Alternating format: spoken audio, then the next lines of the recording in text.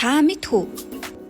Хүүхдийн нурууны мөрөөлтийн талаар эрдэмтэд нарийн судалгаа хийж зөвлөмж гаргасныг мэдхүү? 9-11 нас бол хүүхдийн өсөлт хөгжлийн хамгийн эрчимтэй үе ба энэ насны хүүхдүүдийн өсөлтийн индекс докторгүй нурууны мөрөөлт үүсэж эхлэх боломжтой үе юм. Энэ нь эхэндээ үл анзаарагддагч цаашид эрүүл мэндэд маш ноцтой нөлөө үзүүлдэг.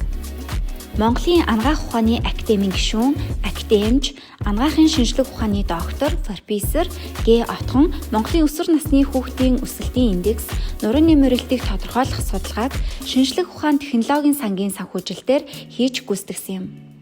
Нийслэл болон орон нутгийн 9-11 насны хүүхдүүдийг хамруулсан тус судалгаанаас үзэхэд биеийн жингийн индекс нь алдагдсан буюу бага жинтэй эсвэл илүүдэл жинтэй хүүхдүүдэд нурууны хазаалт мөрөөлт түлхүү илэрсэн бөгөөд мөр даал ташааны тэгш хэм алдагдсан байна. Үүнд хичээлийн ширээ сандалны тохиромжгүй байдал, эрдэс витамины хэм хэмжээ, цүнхний хүнд жин гэх мэт бид бүгдийн сайн мэдэх хүчин зүйлсүүд хамгийн их нөлөөлдөг ба нурууны хазаалт мөрөөлт дасгал хөдөлгөөний тусламжтайгаар засагдах боломжтойг судалгаагаар баталсан юм.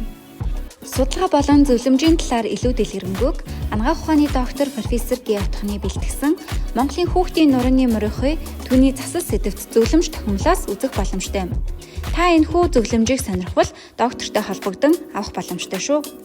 Улсын хөгжил шинжлэх ухаанаас ихтэй.